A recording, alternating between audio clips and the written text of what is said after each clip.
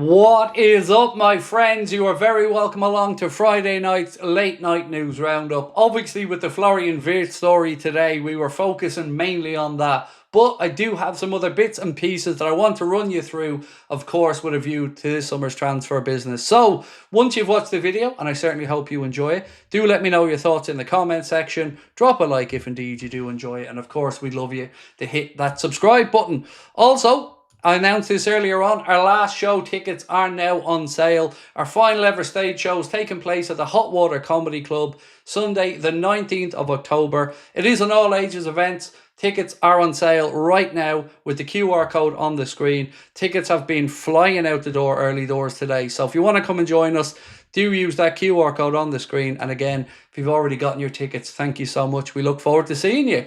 Right, let's get cracking with some of the news. And Barcelona and Diaz, they believe that he's using them. I know, not the other way around. Not that Barcelona were using him. They believe that Diaz is flirting with them. And I'll give you more information now. So, Barcelona believe Luis Diaz could use transfer interest from the club to leverage a new contract with Liverpool during these negotiations. Marca have said that Diaz had lukewarm ambitions of playing for Barcelona, who also don't want to pay the £68 million price tag that Liverpool have put on Luis Diaz's head. So, you can take from that what you want. Do I believe the Spanish side of this? Absolutely not. Luis Diaz, we know, has always looked fondly on Barcelona. I think it's more down to the second part of that. They don't want to pay the money that it would take to get him out. And of course, they've also turned their attentions to Nico Williams. Diaz and Liverpool have been, well, at a bit of a brick wall lately with the contract negotiations. So I don't think telling Liverpool Barcelona are interested is going to really change their stance on whatever the offer is. So I don't think that would have worked personally. But that is what's coming from Spain anyway. Diaz using Barcelona to leverage contract negotiations with Liverpool.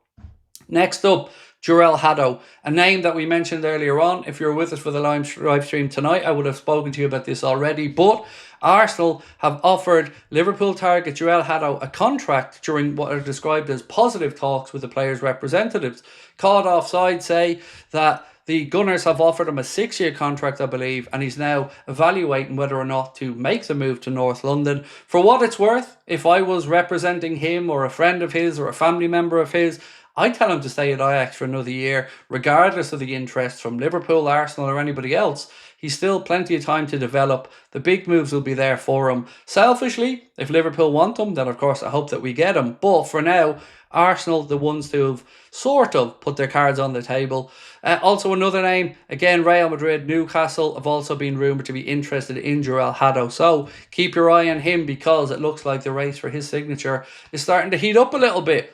Darwin Nunes, what on earth is going on there? That's a question that a lot of you guys have been asking me tonight. This piece, as I've mentioned, has said that Napoli are looking to pay around £40 million for Darwin Nunes.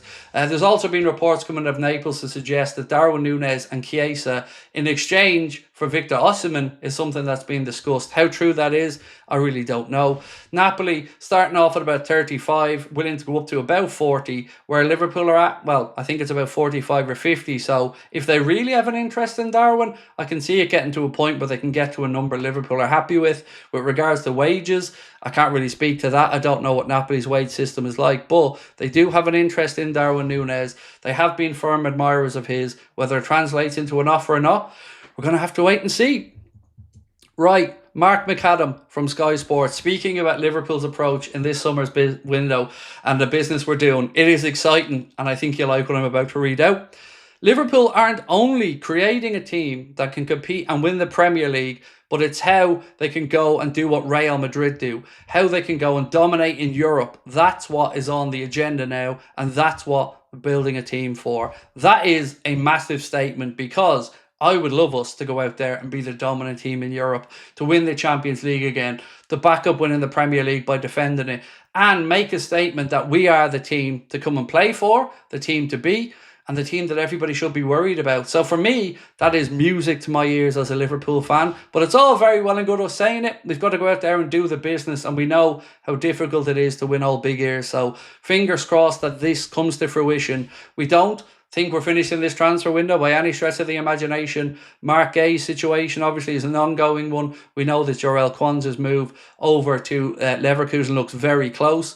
Will Liverpool move for Mark Gay? It certainly looks that way. Will we get to the number that Crystal Palace are happy with? Well, that's another day's conversation.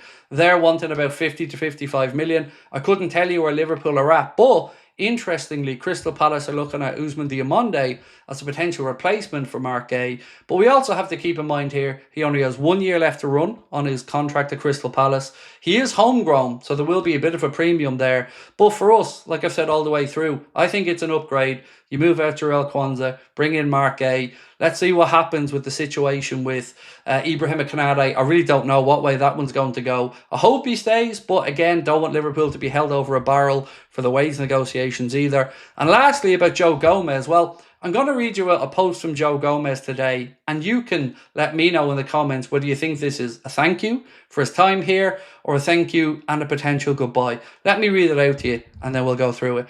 So, 10 years ago, as a kid, moving from southeast London to Liverpool, I couldn't even imagine looking this far into the future. Looking back now, I'm full of gratitude and take so much pride in being part of this club and city. There's no denying the challenges along the way, but embracing them to grow as both a player and a person is something I've always tried to do, and I'm grateful for all the support in trying to do that. It's been a blessing to be part of the different dressing rooms and getting to create such special memories over the years with so many great players and staff. I felt it was important to share my thanks to all of you for the support throughout the years. It's always meant the world, and I will never take it for granted. A decade in red and still hungry to keep going. Now, it's that last line that kind of dragged me back in, because before that, I thought it was a I'm about to depart post and thank you for 10 years at the club. But the last line, still hungry for more. Does that mean that he's going to stay around? Personally, I'd love it if he did. I've said this all the way through the window. Joe Gomez is worth 1.5 players for his versatility.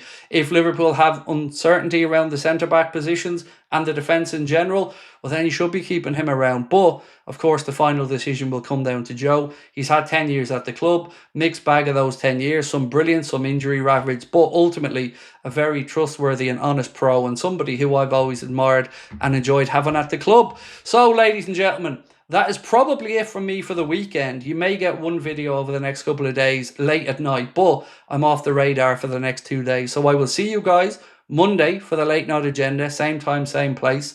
Again, if you want to join the Anfield Agenda WhatsApp channel, you know what to do. Just scan this QR code on the screen. And if you don't want to join that one, but you want to come and see us in Liverpool for our last show, again, just scan that QR code on the screen. But from me, again, thank you. Florian Friday came. It has happened. It is official. It is real. And now go off and enjoy the rest of your weekends. And I'll catch up with you on Monday. Much love, my friends. Thank you as always. Bye-bye.